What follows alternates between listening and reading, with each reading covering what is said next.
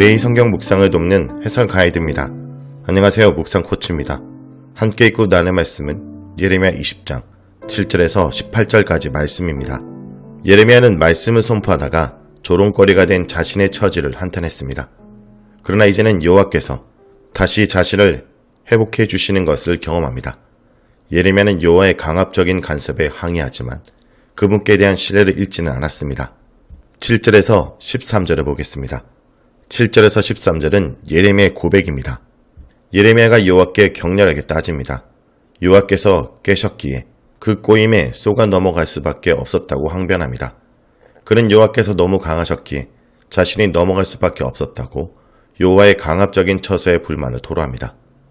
여호와의 명령에 따라 유다에서 벌어지는 폭력을 고발하고 멸망의 심판을 선포한 예레미야에게 돌아온 것은 조롱뿐이었습니다. 사람들은 예레미야를 예언자로 인정하지 않고 그를 조롱하며 거절하였습니다. 예레미야의 탄식에는 자신을 예언자로 불러 말씀을 선포하도록 보내셨던 여호와에 대한 원망이 담겨 있습니다. 그러나 여호와를 향한 예레미야의 원망은 다른 한편으로는 여호와의 긴급한 개입을 촉구하는 말이기도 합니다. 여호와의 말씀을 선포한 예레미야에게 가해진 치욕과 모욕은 그를 보내신 분에게 가해진 치욕과 모욕이기도 하기 때문에 여호와께서 어떤 식으로든지 응답하셔야만 했습니다. 심판을 결정하신 여호와와 반역의 길로 가고 있는 이스라엘 사이에서 예레미야에게는 절망적 현실을 도피하거나 우회할 수 있는 길이 없었습니다. 예레미야는 여호와의 말씀을 잊어버리고 선포하지 않으려 했지만 그의 가슴 깊은 곳에 있는 그 무엇이 이를 허락하지 않았습니다. 다시는 예언하지 않겠다고 마음먹어 보지만 뼛속 깊이 새겨진 여호와의 말씀이 그의 심장에서 불이 되어 타오르며 그를 가만두지 않았습니다. 예언자적 사명을 포기해 보려고 했지만 강하신 분께서 강제하시기 때문에 어쩔 수가 없었습니다. 예레미야에게는 타오르는 불을 억누를 힘도 없고 온종일 자신을 향해 던지는 치욕과 비웃음을 이겨낼 힘도 없습니다. 예레미야는 자신이 얼마나 어려운 처지에 놓였는지를 여호와께 호소합니다. 폭력과 멸망을 선포한 예레미야에게 사람들이 똑같이 폭력과 멸망으로 응수합니다. 이들은 예레미야를 보며 저기 마골 및 사빔이 지나간다고 수군대며 조롱합니다.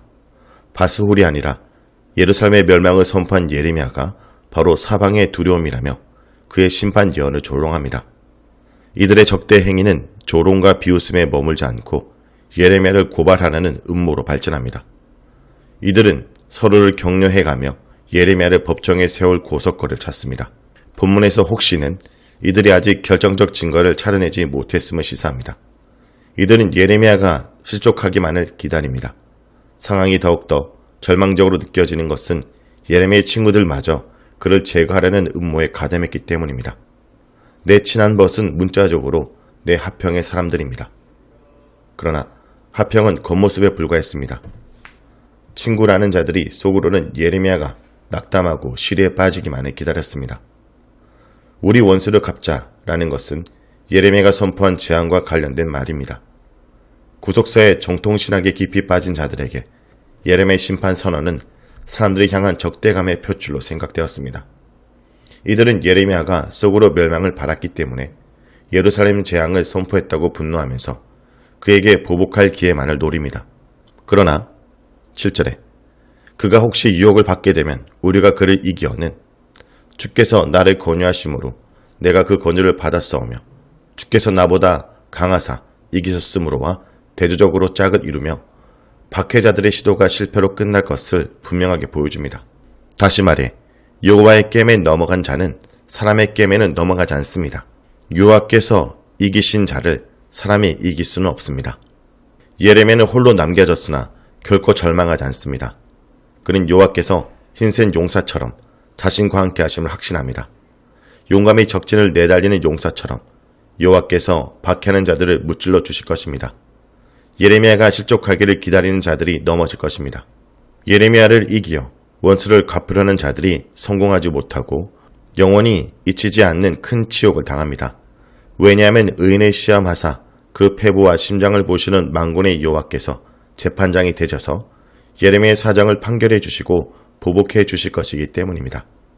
보복 요청은 감정적 한풀이가 아니라 왜곡된 법 질서를 바로잡아 달라는 사법적 호소에 속합니다. 예레미야는 여호와께서 자신의 의로움을 인정해 주실 것을 확신합니다. 그는 청자 너희에게 가난한 자의 생명을 행악자의 손에서 구원하신 여호와를 찬양하라고 권면합니다. 아직 고난 중에 있지만 그는 여호와께서 개입하셔서 악한 자들의 손에서 건져주실 것을 미리 경험하고 이를 공동체와 함께 나눕니다. 예레미야 개인의 탄식과 구원이 공동체가 경험해야 할 탄식과 구원으로 그 지평이 넓어집니다.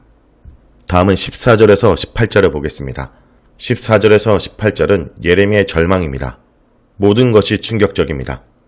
욥기 3장 1절에서 12절에 유사한 예를 찾을 수 있지만 예언자의 입에서 나왔다는 점에서 유일무이합니다.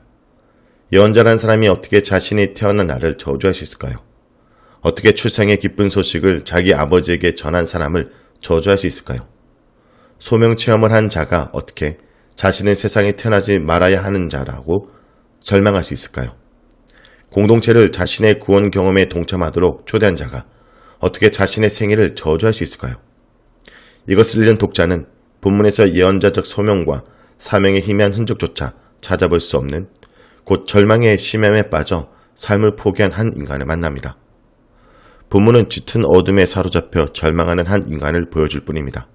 그가 철저한 절망을 어떻게 극복했는지, 그에게 여호와께서 어떻게 대답하셨는지는 달리 언급되진 않습니다. 그런 측면에서 충격과 당혹감을 느낄 수밖에 없습니다. 넓은 문맥에서 보면 14절에서 18절은 특히 18절에 의해 예레미야의 소명 기사와 연결됩니다. 1장 5절에서 여호와는 예레미야에게 내가 너를 모태에 짓기 전에 너를 알았고 내가 배에서 나오기 전에 너를 성별하였고 너를 여러 나라의 선자로 세워놓으라고 말씀하셨습니다.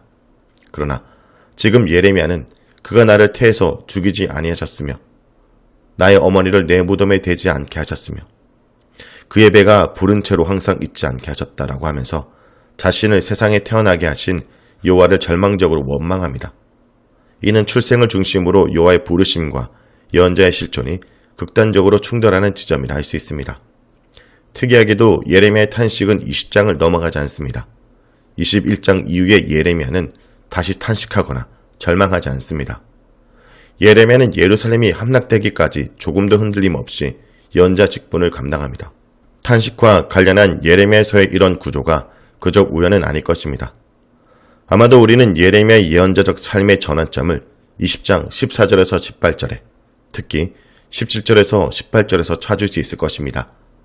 예레미야는 절망의 10년에서 사람들로부터 저주받은 자로 곧 고생과 슬픔을 보며 사는 것이 출생 전에 자신의 예언자로 성별하신 여호와의 의도임을 극적으로 깨달았던 것 같습니다.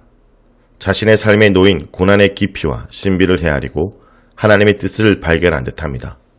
이제 그는 21장 이후에서 사람들의 조롱과 치욕과 박해를 여호와께서 자신에게 주신 몫으로 온전히 받아들입니다.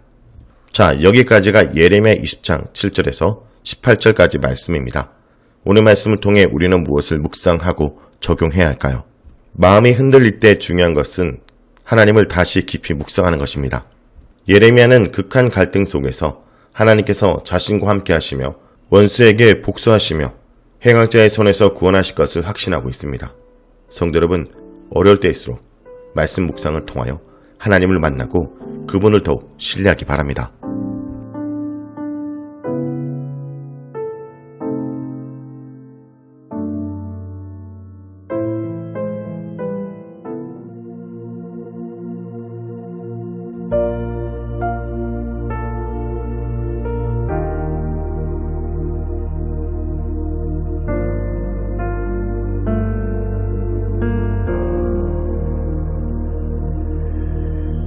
우리 주는